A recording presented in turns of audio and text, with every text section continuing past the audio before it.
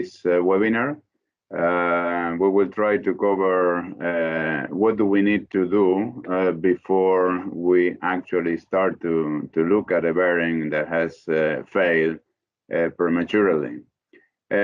Just very briefly about my background. I am an Argentinian citizen, and I've been working in SKF a bit more than 35 years now.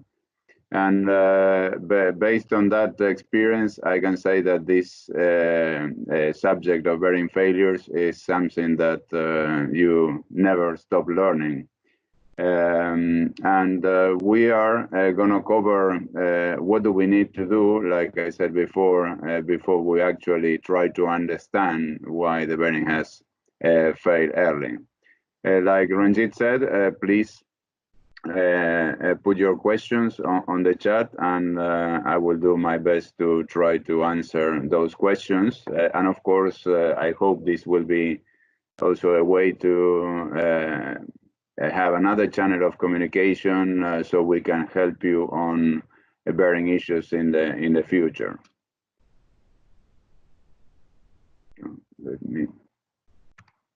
Well, I hope everyone is seeing my screen now, and the objective, like I said, is to not really discuss the reasons for bearing failures, which are covered in the ISO standard 15243. We will have another session on that, but what is important is to understand what are the steps and what is the information that we need to have before we actually start to look at the bearing and try to understand why it failed. And I think it's also important to, whether you are doing the failure analysis yourselves or that you are sending the bearing to us, it is important to understand what is possible, what are reasonable expectations in terms of what you can see on the bearing at different stages of the failure. So we will try to set the scene also. And eventually, if some of you are interested, we will also have a session on May 26th, where we're going to discuss the ISO failure, specifically the ISO 15243, like I mentioned.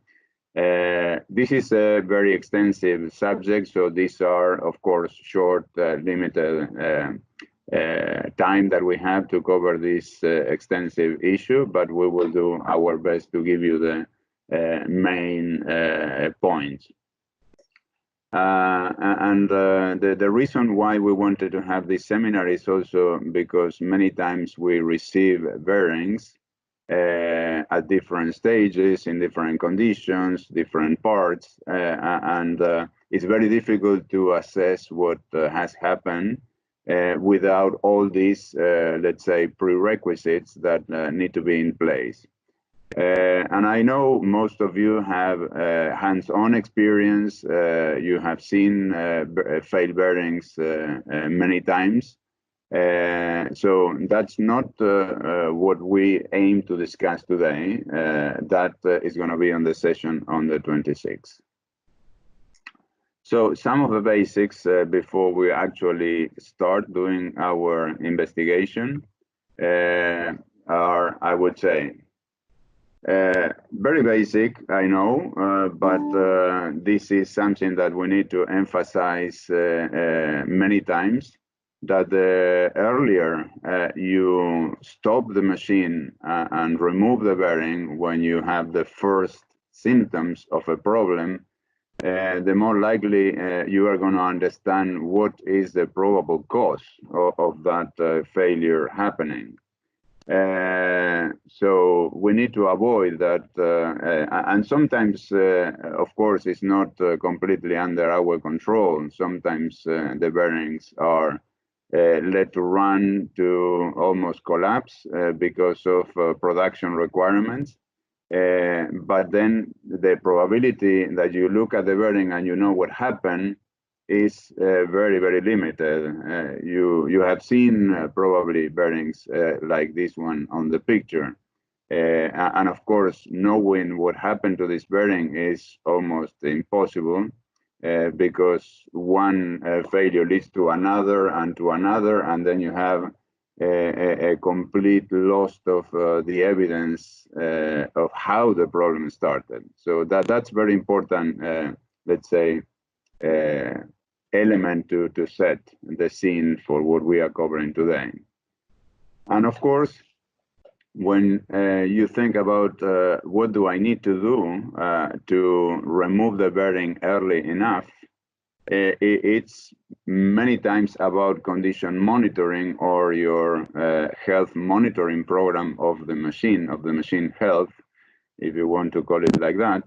And of course, we all have experience or know something about, for example, vibration analysis.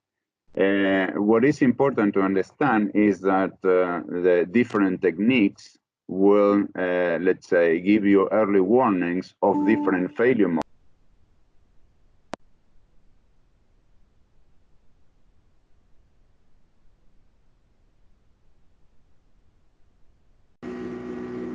Dario, you've hit your mute.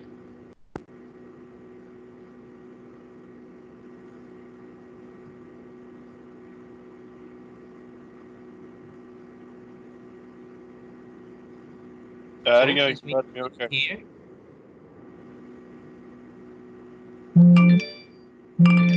Dario, you're muted.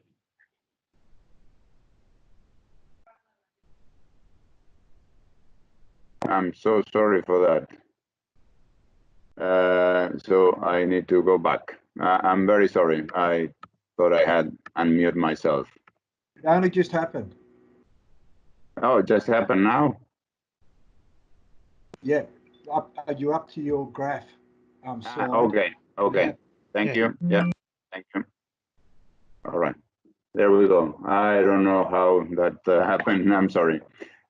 So basically what I was saying here is that when we look at detecting the failure early enough, we need to consider that there are different methodologies. There are methodologies like vibration analysis that we all are aware of, and temperature, thermography, oil analysis, ultrasound, and many others.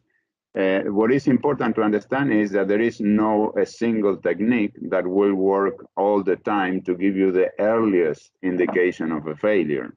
And maybe the easiest example to use here is that you may have a bearing that is running over lubricated, and that means that the temperature will develop very quickly, while your vibrations may not give you any indication that there is a problem. So it is important to have a multifaceted approach, and one of our sessions will, in the next few days or weeks, will cover that.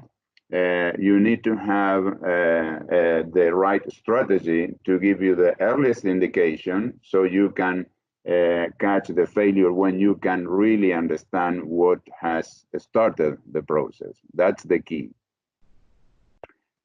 So what are some of the actions, some of the first things we need to do when you know that there is a failure?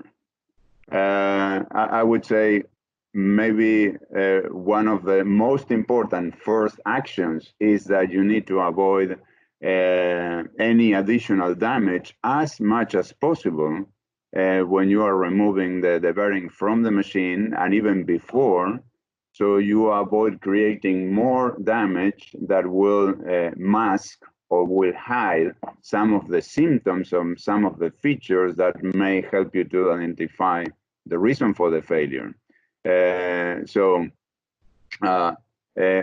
Typically, I know the picture is, of course, taken from a brochure and doesn't represent what I mean here, but sometimes what we are trying to show here is that when you are dismounting the bearing that, let's say, has not collapsed completely, but you are grabbing the bearing and you are pulling the bearing out of the shaft, you may be introducing some dents or some scratches on the bearing because you are applying the force through the bolts or the rollers. So that might be seen as a potential failure characteristic when it's not.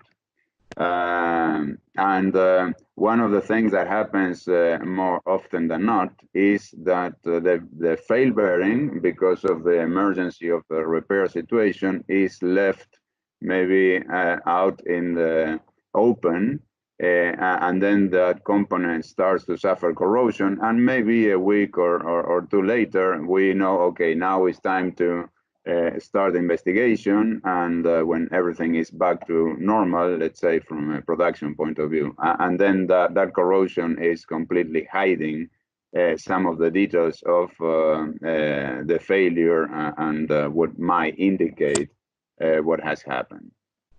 We also need to take care that we get the lubricant samples. Pretty obvious, we all know, but many times this is not available.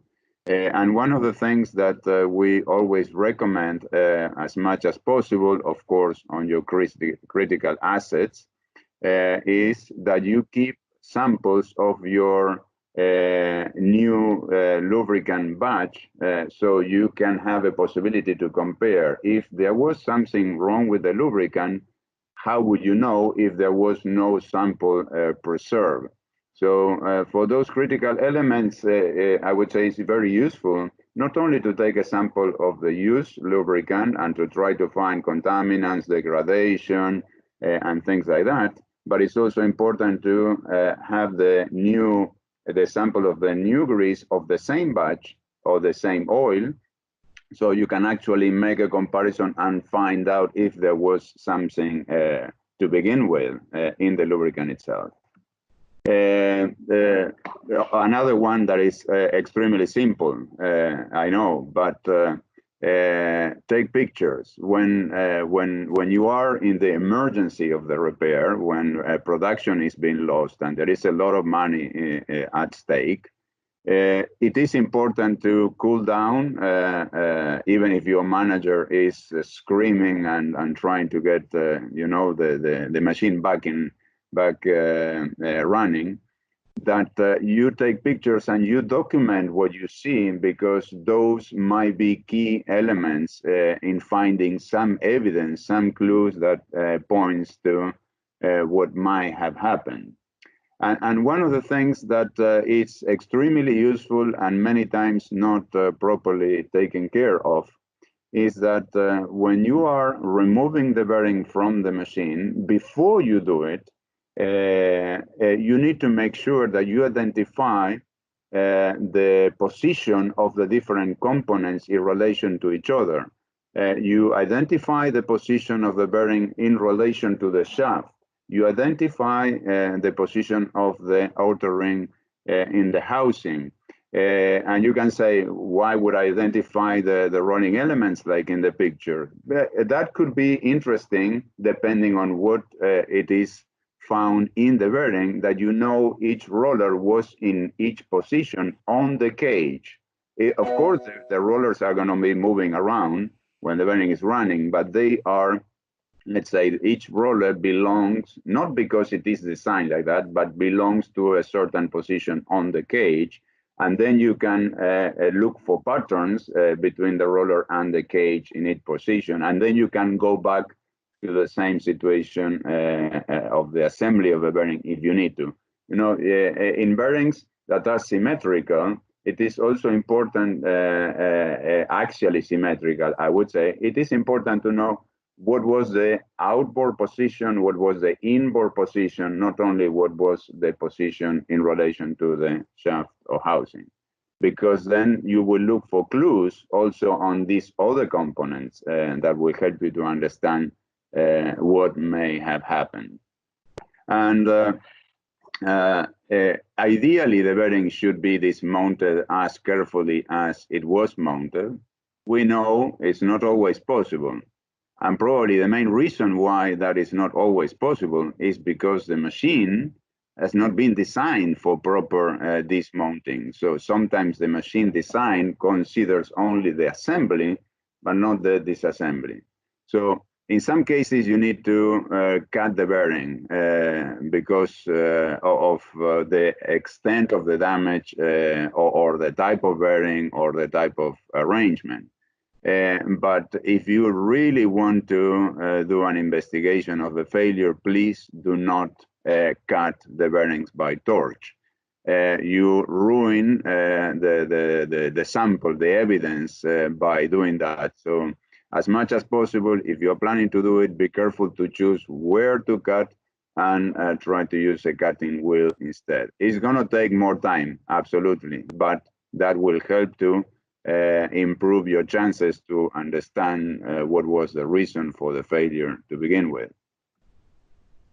You can also go to our webpage where you can see through the link on the support section. We have a number of tools for bearing selection, lubricant selection, and many others. And one of those tools is instructions for mounting and dismounting. So you can set up your bearing designation, your configuration. If the bearing is, let's say, directly sitting on the shaft, it is mounted on adapter, a sleeve, or things like that. And then based on the size and all of the details, the system will give you a recommendation on what tools to use to dismount the bearing. So that could eventually help. And I can guarantee we are not including in this list of dismounting instructions any use of torch. Okay. So what else? All the markings. The bearings have identifications. Of course, they have usually the not only the brand and the bearing designation, but they have some other letters and codes. Sometimes they indicate the year of manufacturing, of course, the country of origin, and many other features.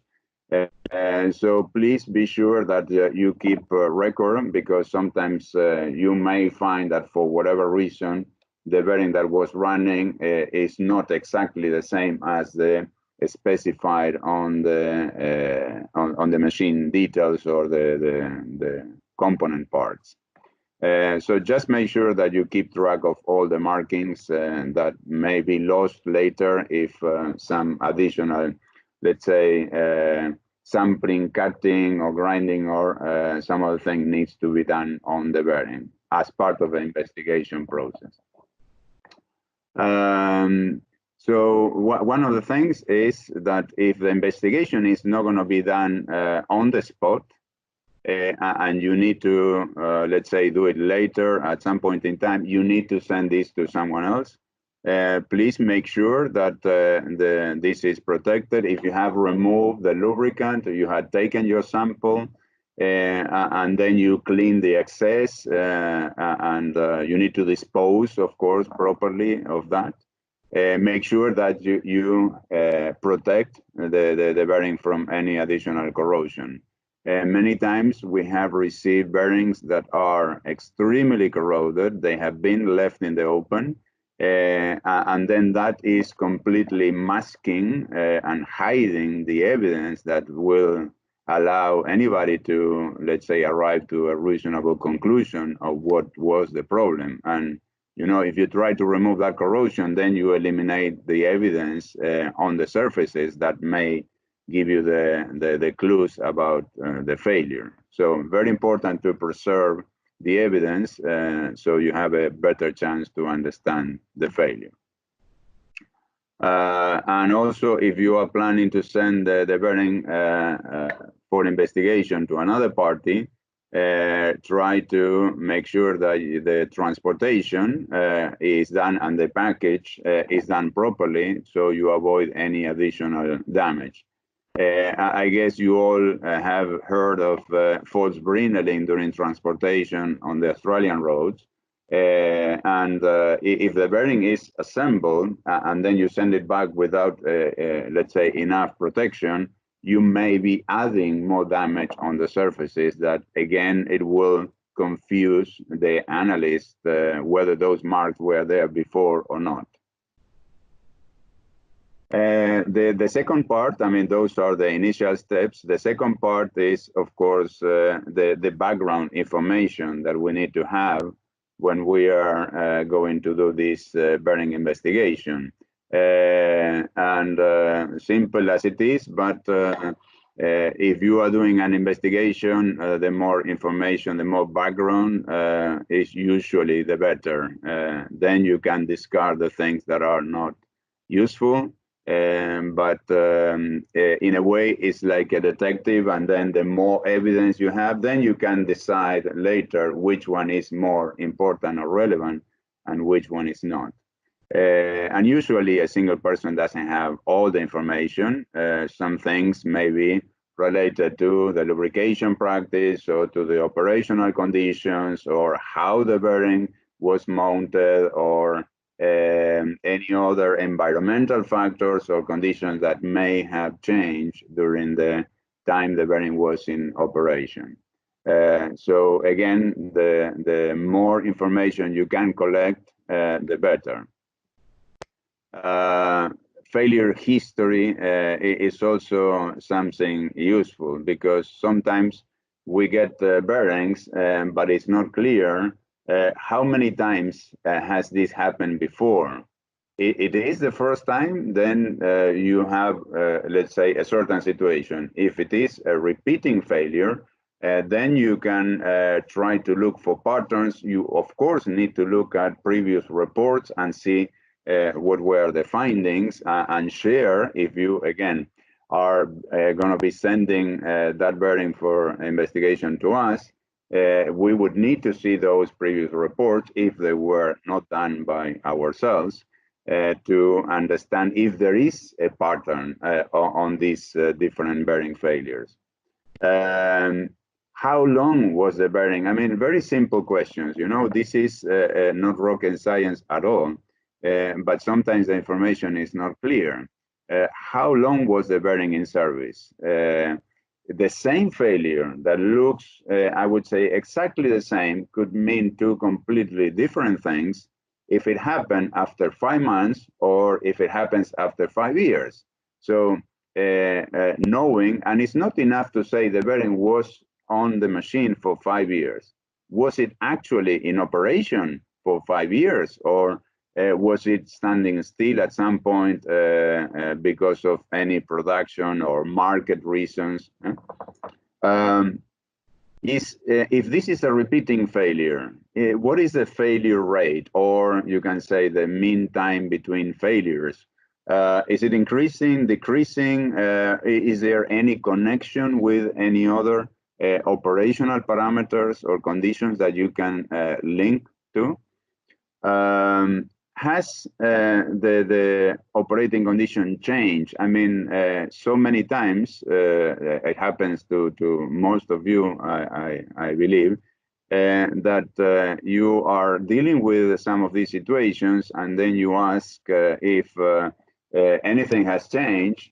That you know, we didn't have this failure before, and now we have this problem. Has something changed? Not. It's sometimes that we don't see it, but it means that we need to look harder. Keep track, or I would say access the records of the operating conditions. Very useful to know if there was any change.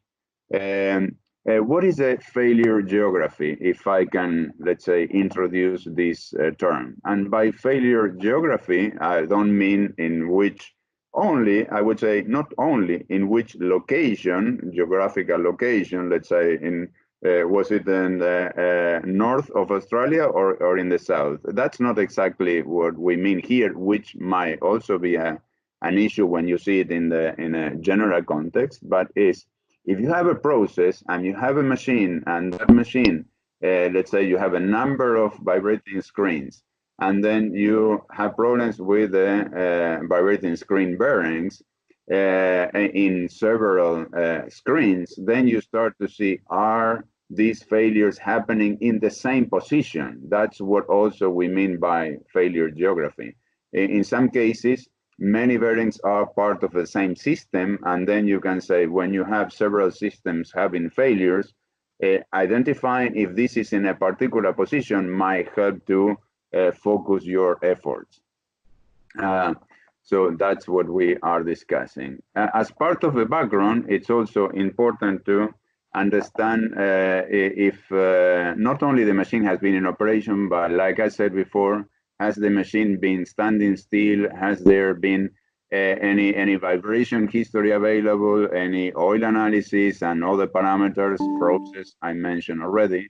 Because sometimes single measurements might not give you any clues about what has happened or how long this failure has taken to develop. Mounting report, another good piece of information on your bearing investigation. And of course, we don't keep mounting records for every single machine in every single asset, but for critical assets, for those that you know you will have to investigate something might occur, I would say keep track of these mounting installation records or reports, measurements and pictures and any details that may be relevant for the investigation later on. Understanding also the operating conditions of your bearing application is, I cannot emphasize enough, because when you actually start to look at the bearing, the first thing you also do when you have the inner ring, when you have the outer ring, the rolling elements, the cage, is that you try to understand if what you see makes sense with the operating condition. Is this a bearing that was supposed to be exposed to radial load? Why then has an axial load acting on it? Is it a bearing running at low speed or high speed? Is the bearing was typical question is or discussion is the bearing was running hot? Is that enough? Or we need to understand if the bearing was running hot as a consequence of the failure or was running hot because it's part of a process. So we need to put the situation in context so we can help the analyst, again, if you are sending this to somebody else, to understand the conditions and the context under which we are making statements. Drawings, very basic, of course, they're absolutely needed. So if you are doing the analysis yourselves, you know you have them, but also when you ask someone else, that is an important piece because we need to understand the bearing in the context of the system. Analysis of lubricants are an important piece, and also, again, historical data. When it comes to lubrication in particular, many times we are asking not only if the bearing is oil or grease lubricated, but which specific lubricant is being used. What is the delivery method? Is something that you do manual lubrication, automatic lubrication, oil circulation, what are the intervals and quantities, and things like that, because that will help, again, to give a context. If you say, a bearing might have failed because of excess lubrication. Well, that may be more likely to happen if you have a manual lubrication rather than if you have a controlled central lubrication system.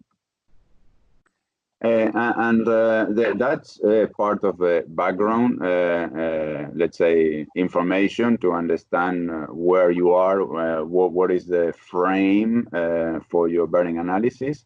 And the other part is also looking at how you are going to do your bearing investigation. So one of the things that sometimes happen when you have many people involved in a bearing failure investigation is that different people have different understanding or assumptions about what the problem is. So first, try to make sure that everyone is, let's say, having the same picture. An important thing is to try to differentiate when looking at the bearing, to differentiate the cause of a consequence, because a failure will trigger many consequential failures, and it's important to try to differentiate them.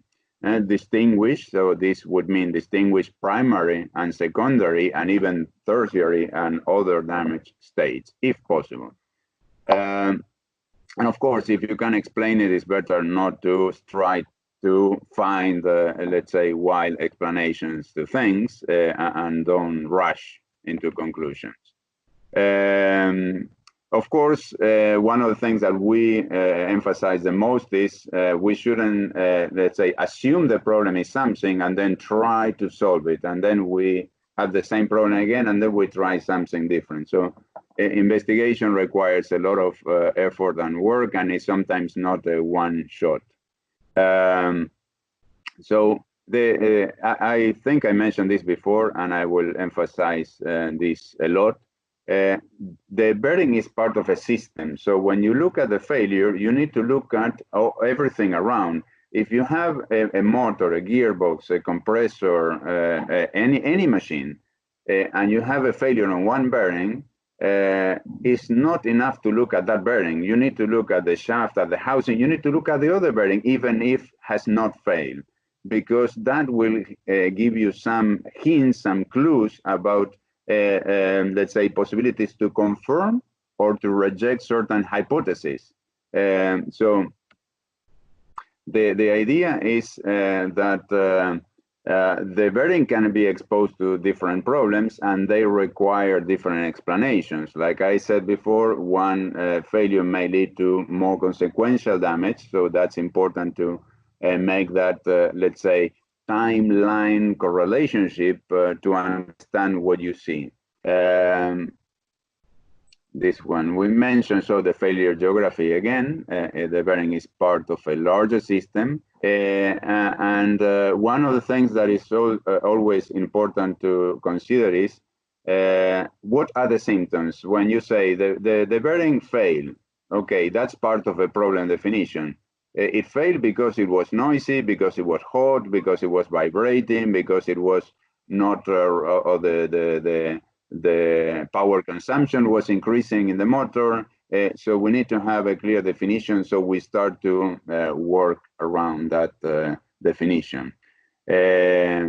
And are there any other bearings in operation that don't have any problems? Is there a possibility to make a comparison? That's many times very useful.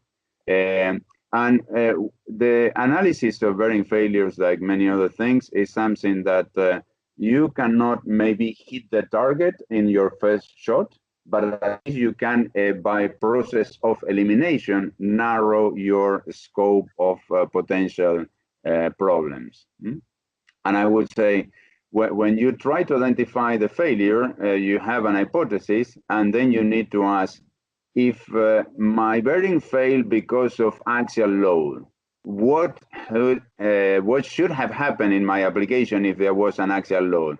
Where is that axial load coming from? Is because the non-locating bearing is not moving. If that non-locating bearing is not moving, then I need to look at the other bearing to see if there is action and reaction logic there.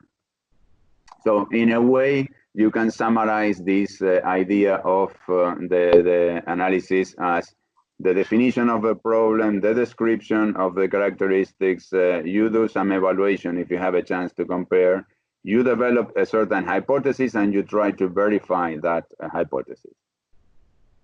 And the last part that we are going to cover is the tools for bearing investigations. So usually, in most of the failure types that are described in the ISO standard, they can be seen, they can be identified, unless the bearings are really, really small, by naked eye. If you, let's say, need a magnification, I would say usually we see that it's enough to go around 8 to 10 times when you need to see small details. But you know what they say, don't look at the tree, look at the forest first. So always look from the general picture, you look at your machine, you look at the system, and then you start digging into details, because many times we get distracted by the tiny, small features that are maybe not relevant to the failure we are trying to understand. Digital microscopes these days are very affordable, so that could be a convenient option. You can go, let's say, if you need more than 10 times, you can go up to 50.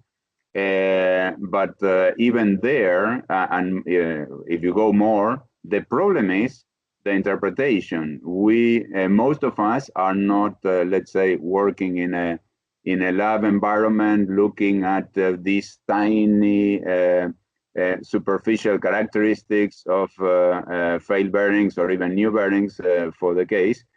So we might have a completely wrong impression of what we see just because of the scale. So be very careful not going far too much because it may be really confusing. Start again for the general picture, and then you go down as required. Of course, I mean, this is a very old picture of a camera, I know, sorry for that. But the thing is that what you want to do is usually document what your findings, of course. And you need to have, let's say, a reasonable camera. And of course, these days, we use our phone, right? And they have pretty good cameras, but not really for bearing failures. So you need to be careful. For example, basic things would be not taking pictures with flash, and use as much as possible natural light. Use cameras that have maybe the same resolution as your phone, sorry, but they have a larger sensor, so they can capture the light in a better way. Because also what they say, one image is worth 1,000 words. So if you want to document your findings, it's important to have good images. We have received many times things like this for our, let's say, opinion. What do you think is the reason for the failure of this bearing? Can we say something? Of course not. Of course, your manager will not understand if you are explaining something with this picture as a supporting evidence. So just be careful that you have, let's say, the basics when it comes to bearing image documentation of your failure. The most basic things: do not rely on automatic mode. Try to use macro. Try to use natural light as much as possible. And try to avoid the flash, because of course the bearing material is very reflective, so it will distort the image and you will not be able to see the details that you want to show. And if you don't use flash, then sometimes you will need to have a tripod, you will need to have a standing support for your camera, so you can allow more time for the light to define your picture, which if you do it by hand, then it's going to be blurry because of the motion. So some simple things that will help to have a good image to support the documentation of your bearing investigation. So I think we are more or less on time. So the next part would be, and I haven't had a chance to look at the chat, I guess it's time for questions. So Ranjit, I guess you